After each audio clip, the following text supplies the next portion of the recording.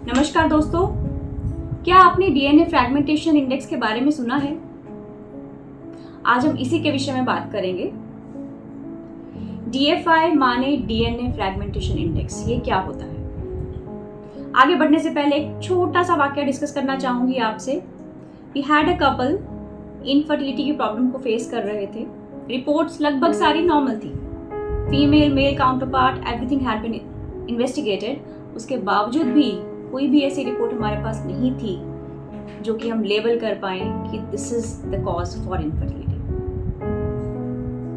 Husband का सबसे पहला सवाल ये था कि मेरा शुक्राणु का रिपोर्ट नॉर्मल है, फिर भी प्रेगनेंसी क्यों नहीं हो पा रही है? But yes, on history husband का पता चला कि he was suffering from diabetes. बहुत लॉन्ग टर्म डायबिटीज थी उनको और अनकंट्रोलेबल डायबिटीज उनकी चल रही थी। शुगर्स कंट्रोल नहीं रह पा रही थी। इंसुलिन लगा रहे थे, कभी नहीं लगा रहे थे, बट ये शुगर्स वर अनकंट्रोल्ड। इस टाइम पर हम लोगों ने उनका डीएनए फ्रैगमेंटेशन इंडेक्स कराया और DFI came out to be raised.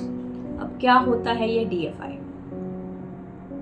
Basically किसी भी भ्रूण में डीएनए होता है। डीएनए शायद हम सबने पढ़ा होगा, सुना होगा। DNA is something which we acquire from our parents.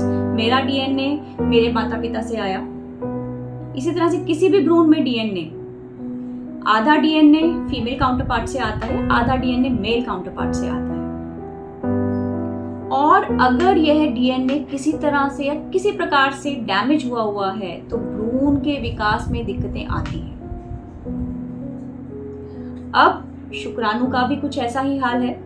शुक्राणु में एक हेड रहता है। स्ट्रक्चर अगर आप शुक्राणु का देखें, देयर इज अ हेड, और इस हेड के अंदर या इस सिर के अंदर पूरे का पूरा शुक्राणु का डीएनए होता है। And this DNA is carried inside the egg.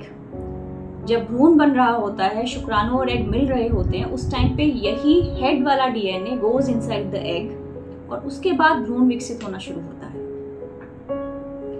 अगर शुक्राणु के डीएनए में भी किसी भी प्रकार का डैमेज है, किसी तरह के ब्रेक्स हैं, कुछ एब्नॉर्मैलिटीज हैं, इन दैट केस या तो भ्रूण ही नहीं बन पाएगा, या फिर उस भ्रूण के विकास में दिक्कतें आएंगी, या फिर अगर भ्रूण विकसित होकर प्रेगनेंसी धारण करने में सक्षम हो भी गया तो बहुत बार रिपीटेड एबॉर्शंस या बार बार गर्भपात का सामना करना पड़ सकता है फीमेल को।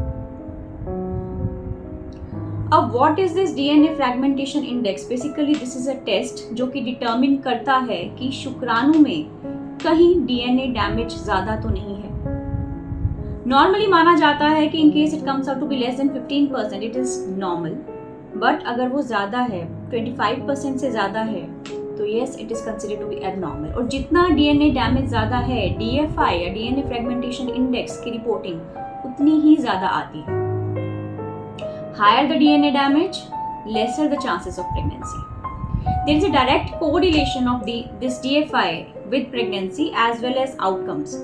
मतलब कि अगर DNA fragmentation index ज्यादा है तो उसमें बहुत बार प्रेगनेंसी धारण करने में दिक्कतें आ रही होती हैं, नेचुरल प्रेगनेंसी या नेचुरल कंसेप्शंस नहीं हो पाती हैं, या फिर इवन विद एडेड ट्रीटमेंट्स माने IUI या कन्वेंशनल IVF के रिजल्ट्स भी बहुत बार दिक्कत वाले रहते हैं। और अगर प्रेगनेंसी स्थापित हो जाती है तो देयर इज अ रिस्क कि कहीं रिपीटेड मिसकैरेजेस का सामना ना करना पड़ जाए, बार बार भ्रूण के गिरने का या गर्भपात का सामना ना करना पड़ जाए। तो yes, these all are the things which may be associated with high DFI. DFI basically आपके सीमेन सैंपल से देखा जाता है। आपको अपना सीमेन सैंपल देना रहता है किसी अच्छी लैब में, विच इज एक्चुअली जो ट्रेंड है लोग करने के लिए डीएफआई, वहां पर ऐसे लोग मौजूद हों, वहां पर ऐसी किट्स मौजूद हों, वहां पर ऐसी सहायता या ऐसी पूरी की पूरी सुविधा उपलब्ध। अब डीएफआई रेज्ड है तो इसके क्या क्या कारण हो सकते हैं? बहुत सारे कारण हो सकते हैं। One is your habits, smoking, alcohol, tobacco, किसी भी तरह का addiction can lead to high DFI. Apart from that, overweight होना, किसी भी तरह का व्यसन होना, या फिर कोई भी ऐसा एक्सपोजर जो कि आपके लिए अच्छा नहीं है, may be pollution, may be chemicals, may be a high heat exposure, these all can lead to a high DFI. Genital tract infections, male accessory gland infections, यह सब भी आपके DFI को रेस्ट कर सकते हैं। Varicocele is an important cause. Varicocele मतलब पुरुष अंडकोश के आसपास जो नाड़ियां होती हैं उनमें फुलावट आ जाना, सोजिश आ जाना, this can be another reason जिसमें कि DFI ज्यादा हो सकता है। And yes, one irreversible thing, age. Higher age groups में भी यह DFI ज्यादा हो सकता है। तो yes, all these could be the factors which can actually lead to increased DFI or ultimately decreased pregnancy rates and decreased success rates in IUI or conventional IVF cycles. अब आपने टेस्टिंग करा ली है DFI की, normal है तो it's very good, but in case it is abnormal तो क्या क्या ऑप्शंस अवेलेबल हैं यह भी जानना जरूरी है। फर्स्ट ऑफ ऑल, DFI अगर आपका रेज्ड है तो डेफिनेटली अगर उसका कोई कारण ऐसा लेबल हो पा रहा है तो उस कारण को हमें हटाना है। सपोज आप स्मोक कर रहे हैं तो आप स्मोकिंग का हैबिट छोड़िए, अल्कोहल ले रहे हैं तो अल्कोहल का हैबिट छोड़िए, और कोई एडिक्शन है तो उसको छोड़िए। बहुत ज़्यादा हाई टेम्परेचर या बाथ बहुत ज़्यादा गर्म पानी से ले रहे हैं उसको अवॉइड कीजिए। ओवरवेट हैं तो yes you need to lose weight. Varicocele है तो yes varicocele surgery can help out in many patients who have high DFI। तो येस, जब कारण हो तो उसको ट्रीट कीजिए। दूसरा चीज, एंटीऑक्सीडेंट थेरेपी। DFI का मेन कारण इज ऑक्सीडेटिव स्ट्रेस, मतलब आपके शरीर में कुछ ऑक्सी फ्री रेडिकल्स होते हैं जो कि ज्यादा मात्रा में हो जाते हैं, जिस कारण से DFI ज्यादा होना शुरू हो जाता है। तो यस, एंटीऑक्सीडेंट थेरेपी अगर आप ले रहे हैं तो that may help. Frequent ejaculation. Frequent ejaculation मतलब बार बार शुक्राणु के सैंपल को, वीर्य के सैंपल को निकालते रहिए, बहुत लंबे टाइम तक उसे अंदर इकट्ठा मत होने दीजिए।